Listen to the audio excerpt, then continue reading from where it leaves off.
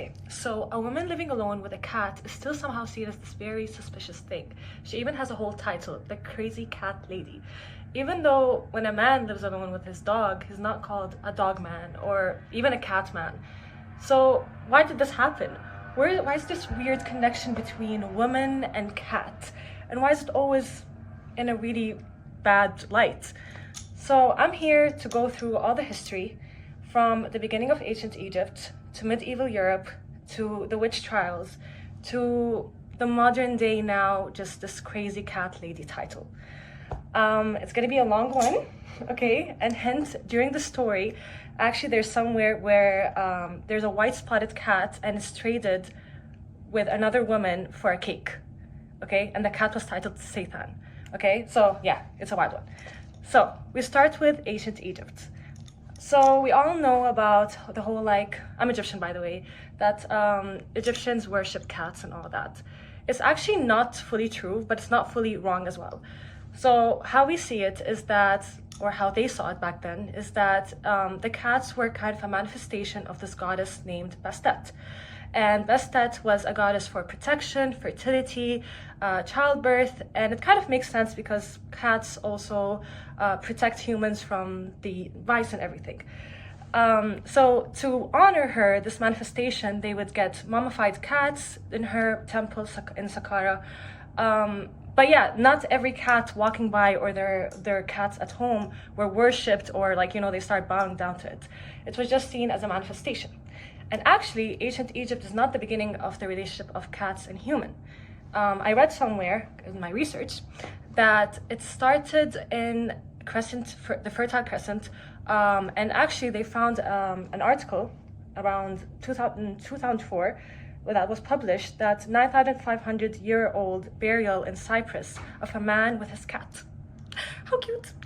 Okay, so yeah, until then, the whole relationship between cats and human is good, even sacred, you know?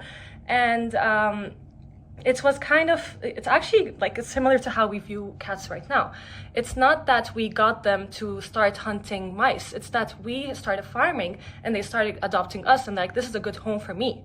And then we're just like, oh, this is good for us as well. And it became this mutual, amazing relationship. It's kind of different from all the other pet situations. With cats, it's more independent, you know? So yeah, we have a sacred situation. How did this become more satanic cat? Now we enter the black cat story. And before I start the story, which is more in the medieval Europe time, I have to give my own story that we're feeding right now 2 cats outside our house. And my mom just says, oh, one of them is a black cat. I'm like, okay. And she just believes that, oh, like one of them can be a Jinn, like manifested into a Jinn, because, and apparently I read into this that some scholars do believe that cats can Jinns can take over animal forms, and one of them can be black cats and even black snakes. Now, something that I don't understand is that, okay, if Jinns, like we understand this now, why do they not change from black cat? Like, why is the branding always black cat?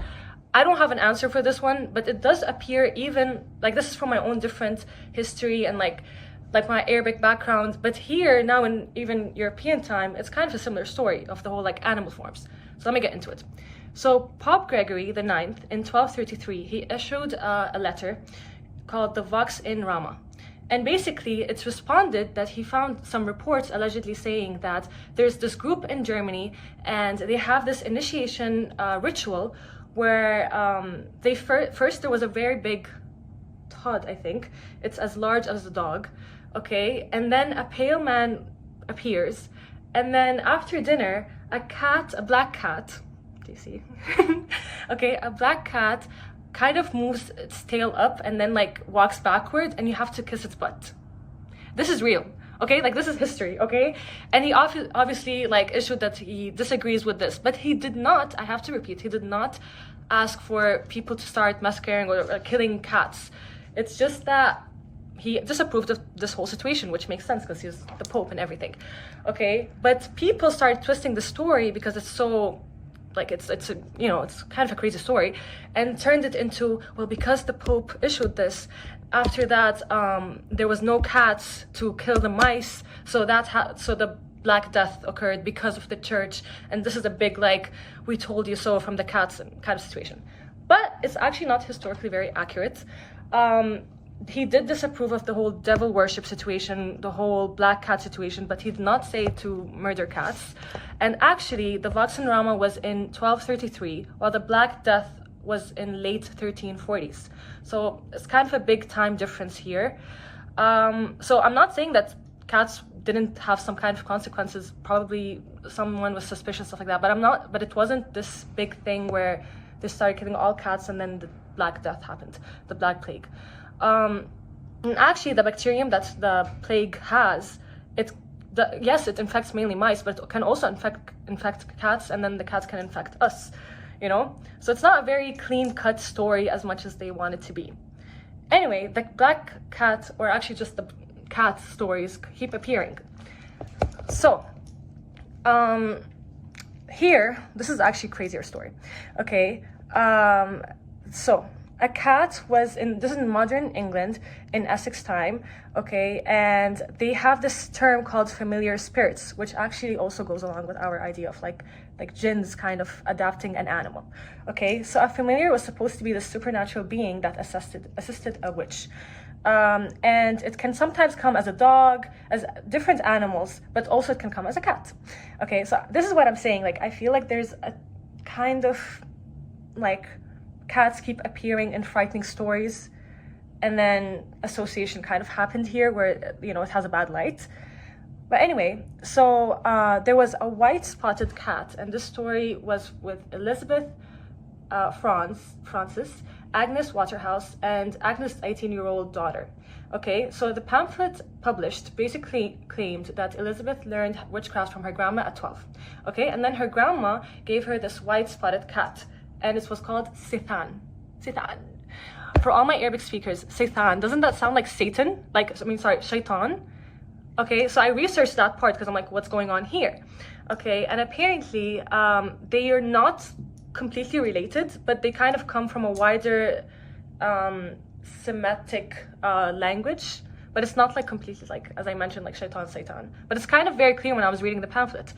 So basically, Satan wanted to be fed milk and bread, okay, and sometimes even she would cut like her hand to give him some blood, and he spoke in a strange hollow voice, okay? And Elizabeth allegedly asked the cat to get some wealth, to kill some animals, to get some revenge for her, and it even killed her daughter and made her husband lame. And I don't understand what made her husband lame means, but yeah. And then Elizabeth gave the cat to Agnes in exchange for a cake. Cake. Hello? Cake. Yeah, okay? Anyway, Agnes was accused then of also same thing, like harming people, taking revenge, ruining their farms, and also killing a man named William.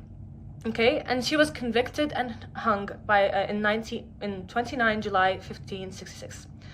So that's a scary story.